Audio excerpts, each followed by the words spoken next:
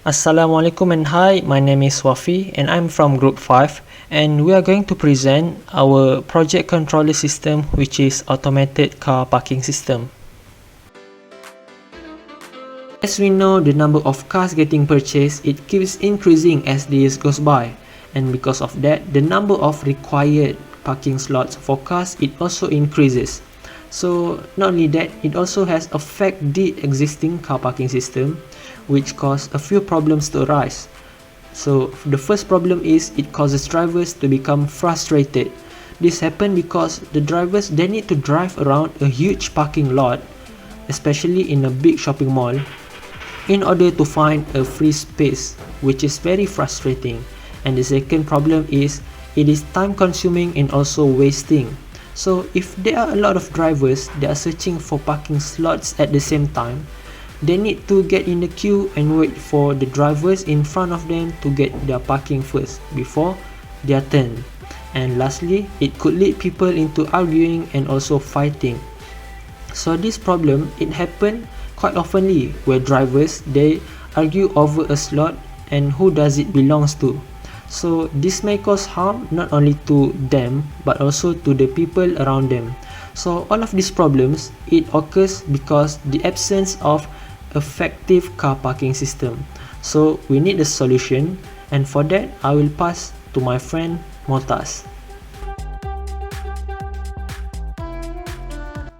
Hello, and now I will be talking about the solution for our problem. We decided to create a smart system that would control the whole process of opening and closing the gate. This system will have two main features. The first one is to calculate the number of cars, and by calculating the number of cars, it would tell the user the number of available slots are there. The second feature is to issue a ticket, and in this issued ticket, detailed information about the location of the slot is gonna be in there. And now I will be passing to my friend Aaron.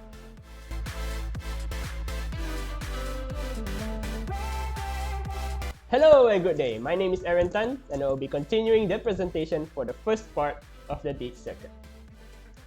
Now, as you can see here, the first step is to switch on the parking system by making the input in the power switch to be high. Let's do it. Now the whole system will be activated. The next step is to scroll down to the clock generator over here and enable its clock animation by right-clicking, or you can just enable it over here.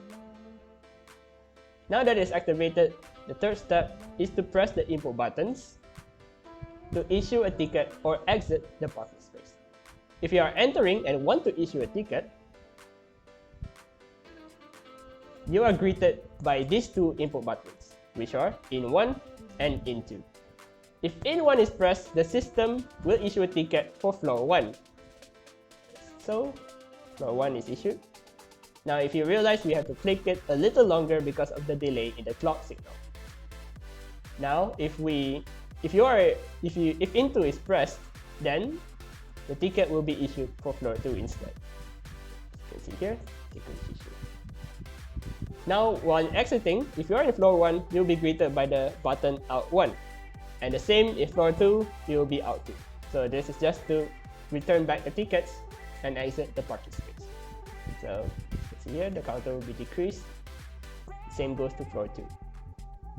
Now, when the button is pressed, it will actually go through this comparator, which compares whether in or out are activated. For this A equals B part over here, it is actually just a minor addition for maintenance purposes or to know when a button is pressed. So as you can see, when the button is pressed, it will actually light up this LED over here. Now, the outputs for the comparator will be sent to the counter right below. Now, the counter consists of multiple AND gates, multiple OR gates, and of course the 3 positive edge triggered JK flip-flops. Now, these JK flip-flops for the counter act as a toggle flip-flop. As you can see, both the inputs for J and K are connected to a single output of the OR gate. Now, the outputs of the JK flip-flop, which is Q, are going to be sent out to the 1-bit output over here. This shows the number of occupied spaces in binary form, and this is the MSB part of the binary, and this is the LSB part of the binary. For easy reading though, the user can refer to the hex output over here. So let's say if we increase it, now the hex output will show 1. So it's easier to read through here. So now that we finished about the floor 1 counter, we can go on to the floor 2, which is actually the same.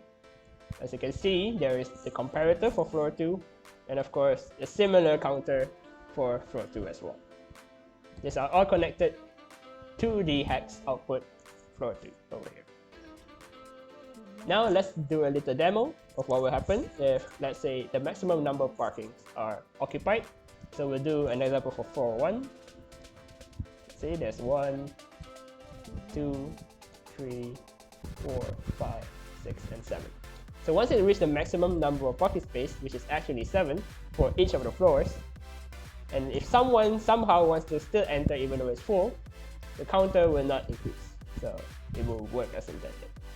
And let's say someone wants to exit, you can just click out 1 and it will exit. The counter will decrease as you go. So that is all for me for the first part of the dates circuit. I will now pass on the baton to Abdullah to present the second part of the dates circuit. Thank you.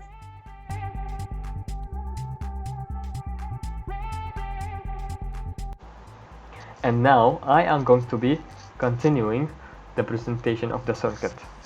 For the second part, we have this window here, cars parked.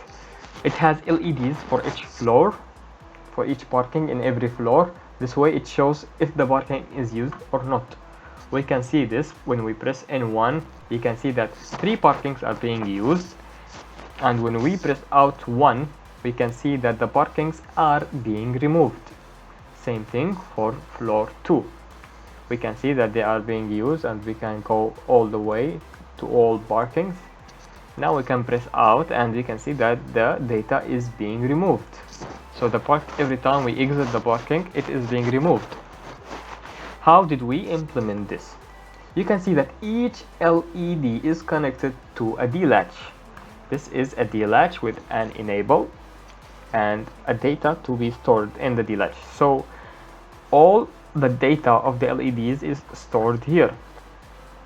The value from the counter is actually it goes to a multiplexer. You can see that with this is the counter data, and it is connected to the select bits, and the multiplexer is connected to 1 signals for every parking.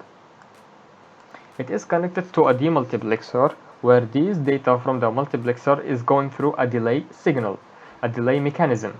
Why do we need to delay signals? That is because the signal of the enable does not reach at the same time as the D.